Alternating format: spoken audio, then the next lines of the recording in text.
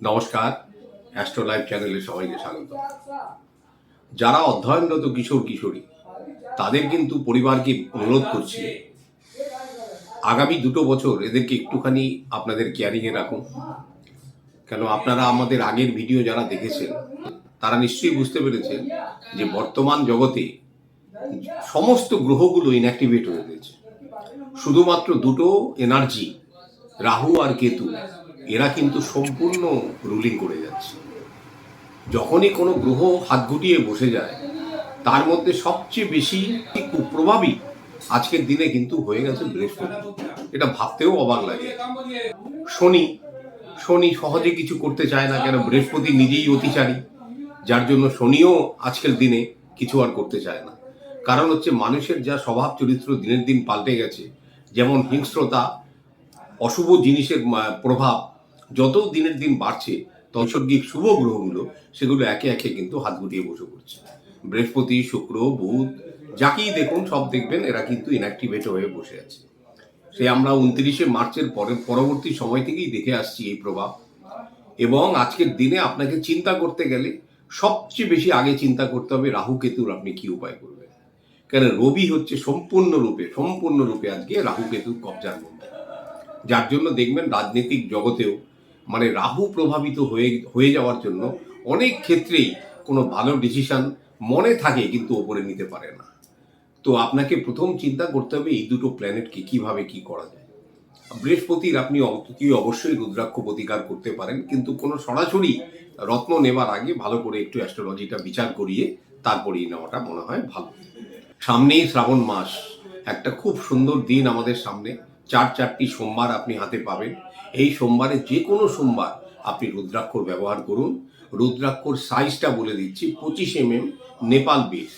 আপনি নিজে চেষ্টা করবেন কিনতে, না পারলে আমাদের সঙ্গে যোগাযোগ করবেন। কেন ইন্দোনেশিয়ান বা ইন্ডিয়ান কোনো বিটস নিয়ে কিন্তু নেপালি বিটসের কাজ হয় না। আমরা যেগুলো আমাদের রিসার্চের মধ্যে দিয়ে দেখেছি হয় না। আর আপনি নেটে যখনই কিনবেন সাইজটা কনফার্ম না করে কিনবেন না। কেন অধিকাংশ মানুষই দেখছে 18 থেকে 20 ম্যাক্সিমাম 22 যখন হাতে পাচ্ছে সেগুলোই সাইজের আসছে। 25 নেপাল রুদ্রাক্ষ। আর একটা খুব কমন কম্বিনেশন, কেন আজকে যেহেতু ছোট অনুষ্ঠান, একটা সবার জন্য বলে দিচ্ছি, দুটো 5মুখী, দুটো 7মুখী আর একটা 9মুখী, এই একটা কম্বিনেশন করে রূপোর চেনে করে এই শ্রাবণ মাসে ধারণ করুন। এবং সেটা 25 মিনিমাম, তার নিচে যেন না যায়। 9মুখীটা চেষ্টা করবেন অন্তত 26 নেওয়ার, তার উপরে হলে ক্ষতি নেই, পাবেন না। এইভাবে রুদ্রাক্ষটাকে যথা নিয়মে আমাদের রুদ্রাক্ষ ভিডিওগুলো ফলো করবে, তাতে সব বলা আছে নিয়ম। রুদ্রাক্ষ পরে আমি মাছ খেতে পারবো, মাংস খেতে পারবো, এটা থাকে প্রথম কোশ্চেন।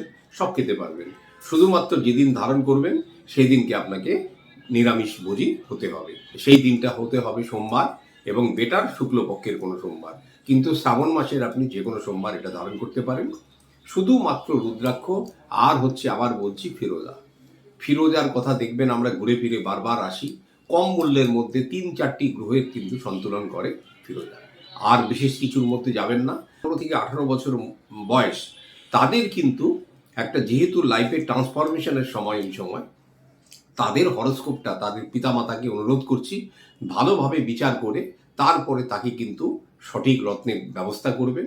এবং 3-4টি রত্ন, 4-5টা কবজিতে, গলাতে যদি কারো থাকে দয়া করে সেগুলো খুলে দেবেন। কেন কোনো মানুষের কিন্তু 2-এর অধিক রত্ন রাখার প্রয়োজনও নেই। যারা পড়ে আছেন খুলে ফেলুন। যেগুলো ফ্রেন্ডলি প্ল্যানেট থাকবে তাদেরই একমাত্র আপনি প্রতিকার করতে পারেন, এছাড়া করতে পারেন না। যে কোনো অধ্যয়নরত কিশোর কিশোরীর বর্তমান সময়ে দেখতে হবে তার প্রথম শরীর, 2 হচ্ছে অধ্যয়ন, 3 হচ্ছে কর্ম, তারপরে বিবাহ জীবনের চিন্তাটা পরে। এই 3টে সেকশন আগে বিচার করে তার যথাযথ প্রতিকার করে তাদেরকে এগিয়ে যেতে বলুন।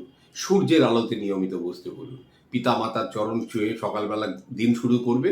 আর সারা দিন মনের মধ্যে কোনো কুচিন্তা, কুভাবনা নিয়ে চলবে না। আর মোবাইল ফোনটা দয়া করে হাতে রাখবে না।